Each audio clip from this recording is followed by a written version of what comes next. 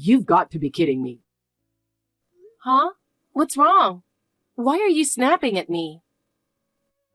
Lunch today. Come on. How long have you been married to me? Is there something wrong with lunch? Wrong? That thing was inedible. So you're saying it wasn't good? It was beyond bad. How could you even serve something that awful to your husband? Yuck. A man like me who's on the fast track to promotion at work, eating something so gross? But you still finished it all, didn't you? This is getting old. Could you stop texting me every time? What's with that attitude? As your husband, I'm just trying to give you some valuable feedback on your cooking. So tell me, what was the worst part of today's lunch? Do I even need to say it? The meatloaf. I mean, it was probably supposed to be the main dish, right? You're really dropping the ball as a wife, you know that? Are you seriously saying that? What? Can't I speak my mind? I mean, you do remember that meatloaf has always been your favorite dish, ever since you were a kid, right? So what? You've bragged about it to me countless times. How your mom is such a great cook, especially her meatloaf. And that I should learn a thing or two from her. Wait, you're not saying... Yep, that meatloaf you called gross today, your mom made it. No way. Oh, it's true. She made too much last night, so she shared some with us.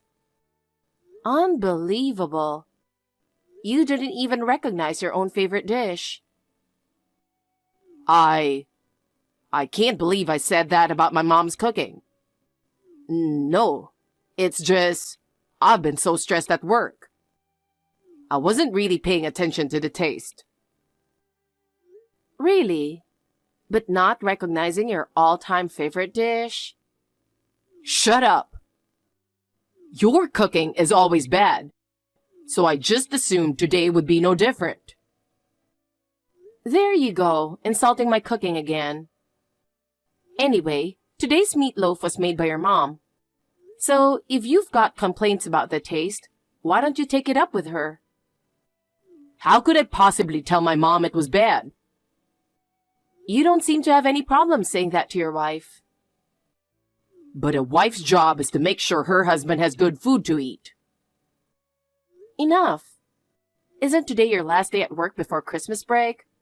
Stop wasting time on this nonsense and focus on your job. Damn it. I really should have kept my mouth shut. Hey, can I talk to you for a second? There's something I wanted to discuss about Christmas. Sure, what's up? Is this about preparing Christmas dinner early? I just started my vacation, so I'm free to come over whenever you need. Oh, no, not this time. Oh? So, I mentioned that we're hosting 25 people for Christmas this year, including Tom's grandmother's birthday celebration, right? Yes, I remember. We were talking about how massive the Christmas dinner would have to be with your sister. Yes, exactly. But then Dave suggested that it might be too much work. So he offered to order Christmas dinner from a restaurant for all 25 of us. He's even covering the cost, so we're taking him up on it. Wow, that's incredibly generous. But what kind of order are you planning for 25 people? Well, we decided to go for a bit of a fancy course to make sure everyone enjoys it. What's on the menu? For starters, we're having smoked salmon and avocado tartare. Then, for the main course, there's roasted prime rib and turkey with truffle sauce. That sounds amazing, both dishes. Right? Dave is really looking forward to it, too. We'll also have mashed potatoes and green beans, sautéed in almond butter, as side dishes. And there's more, but I can't remember it all right now. That sounds so impressive. It's going to be a true Christmas feast. Exactly. And for dessert, we're planning on pumpkin pie and pecan pie. Oh, wow. Everyone is going to love that. What a wonderful plan. And his choices are spot on. Isn't he? Last Christmas, we put a lot of burden on you.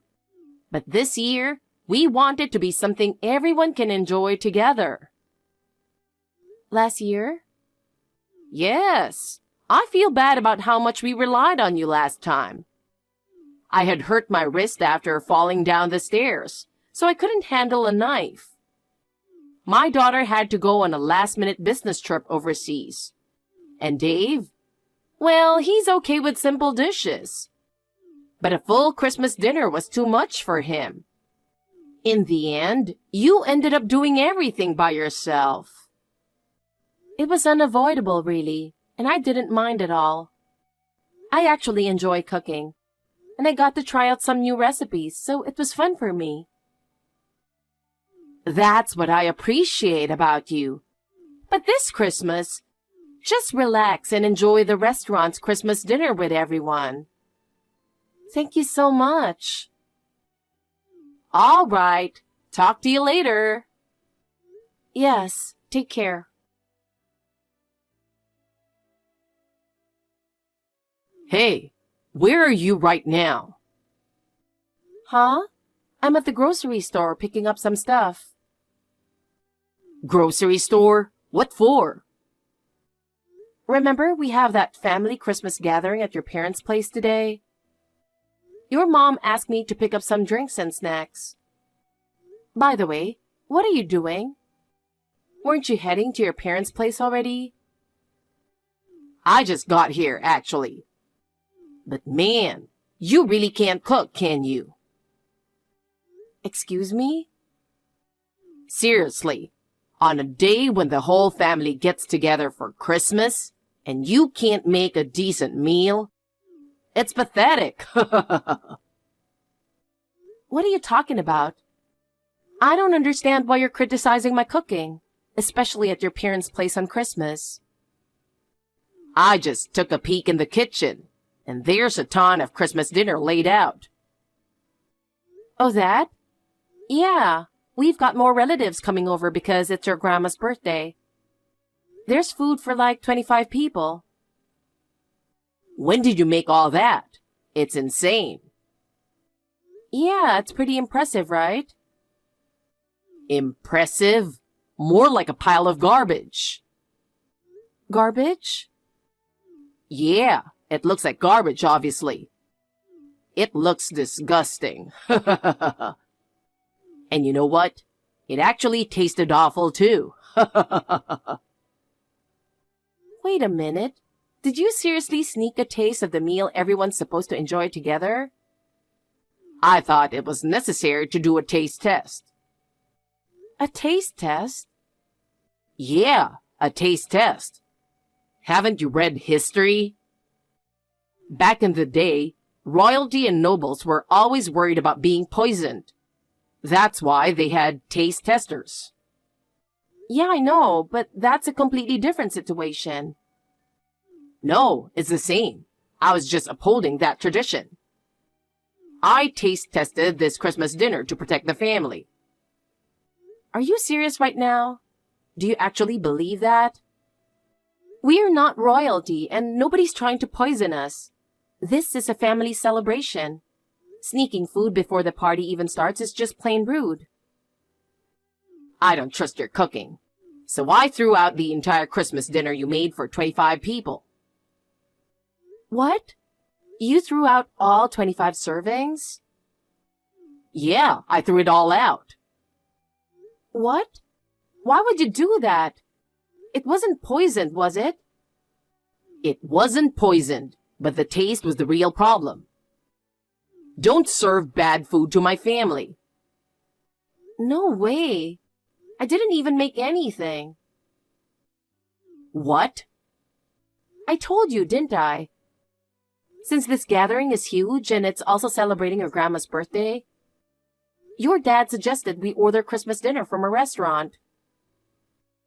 Wait, that was all from a restaurant?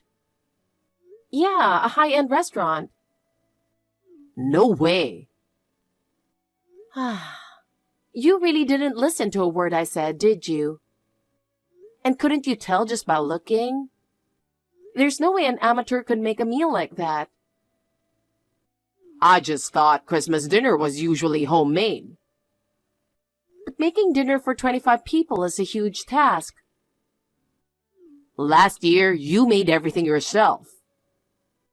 Yeah, but that was only because there was a bunch of issues, and I ended up being the only one who could cook. I heard your dad paid for the entire Christmas dinner this time. Wait, my dad did? Yeah, it cost around $5,000 for all 25 servings. 5,000? Well, it was from a top-tier restaurant. That's how much it costs. Oh, man. Seriously, did you throw away all the food in the kitchen? I did.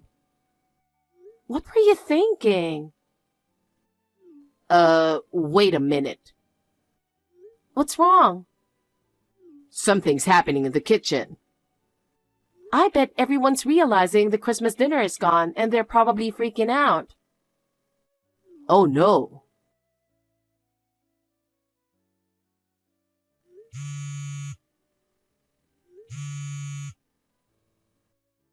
Where are you right now?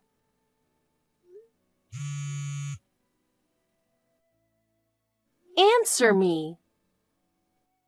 I can be wherever I want.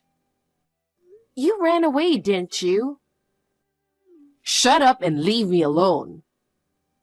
Everyone's furious. Not that it's a surprise. They know it was me? Yeah, I told them. What? Why would you do that? You're supposed to stand by your husband. Why would you rat me out like that? Of course I'd tell them. Why? Because this whole mess started with you trying to mess with me. How could you expect me to cover for you? What?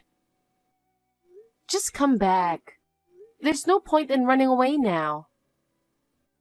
There's no way I'm going back to that disaster. You were the one who caused this disaster in the first place. What? Just get back here now. No. I didn't do anything wrong. Are you serious? This is all because of you, the lousy cook. You should be the one apologizing to everyone. Just say, it's all my fault because I couldn't make a decent meal for my dear husband.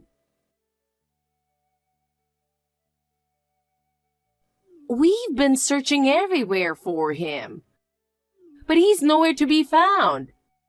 You checked the house, right? Did you have any luck finding him? No. I searched every possible hiding spot at home, but he wasn't there.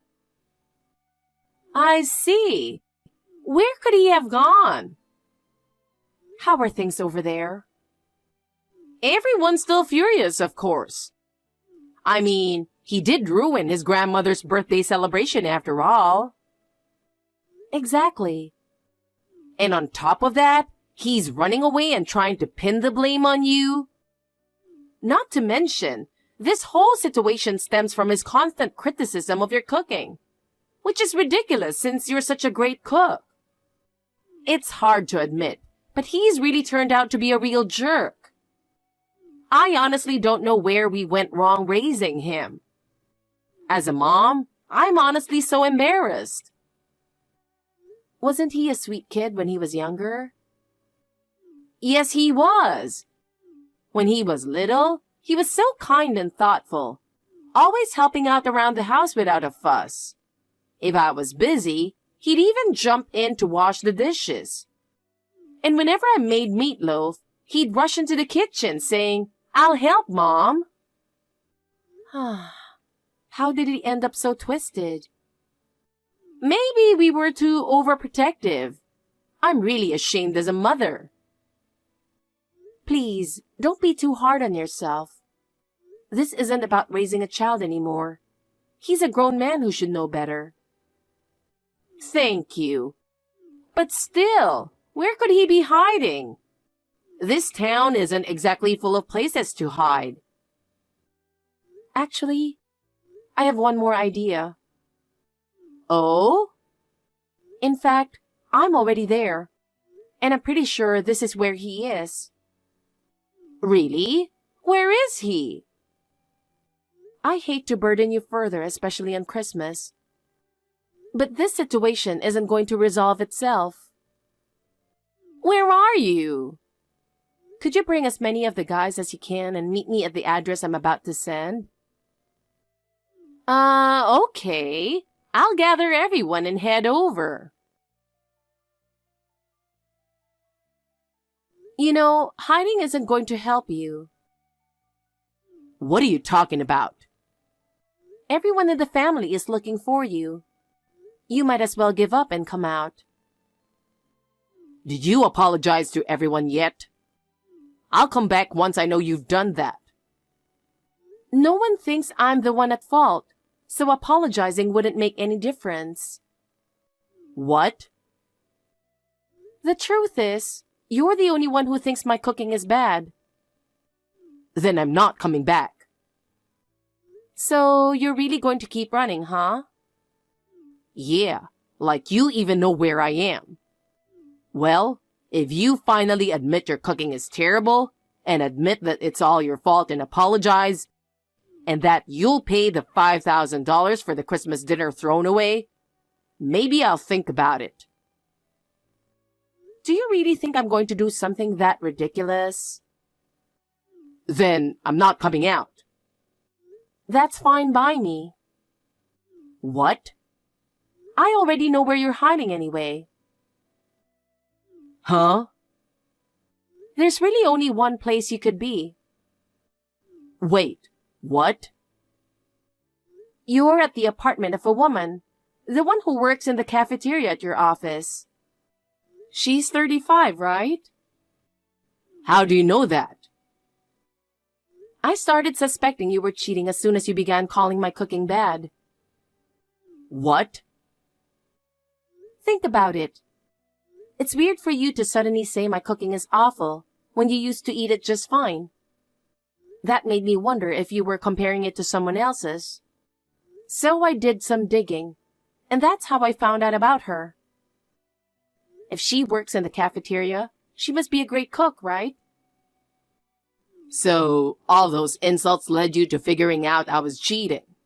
Unbelievable. And to think you even said the meatloaf your mom's been making since you were a kid was awful. You're so obsessed with this woman that it's messed up your taste buds, huh? No, I actually liked it. You just wanted to put me down? Uh-huh. Well, now that we've cleared that up... Yep, the door's unlocked. Wait, what? The door? You know what they say, don't let your guard down. So here we are with your parents and 15 other relatives, all ready to come in. What? All right, everyone, let's go in. Wait. No. No! It's too late. You're not getting out of this one. Come on, give me a break. I'm so sorry for what my son did. Emily, when he threw out the entire Christmas dinner, I thought there was no way we could still have a party this year. But you saved the day by getting that catering service, you know, and managed to turn things around. Thanks to you, we were able to celebrate both Christmas and Grandma's birthday together. I'm just glad I could help. It's such a shame that the dinner Dave ordered was ruined, though. Yes, it's unforgivable to waste food like that. I'm really sorry. It's all because we spoiled him too much as parents. Please don't feel that way. This isn't your fault. Besides, the divorce with him is finalized and I got the alimony. So everything's settled.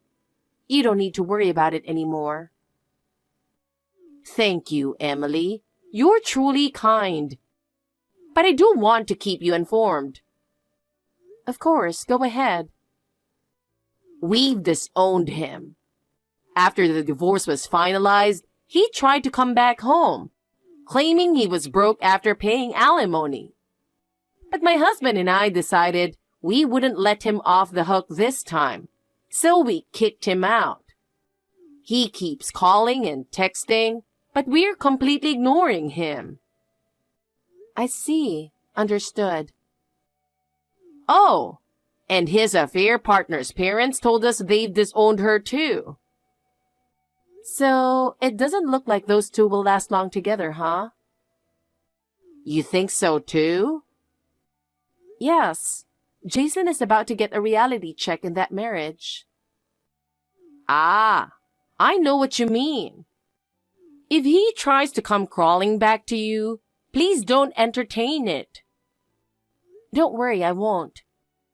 My lawyer advised me not to cut him off completely just yet. So for now, I'm just leaving his texts unread.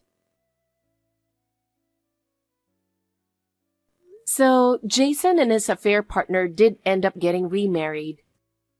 But as expected, they didn't last a month.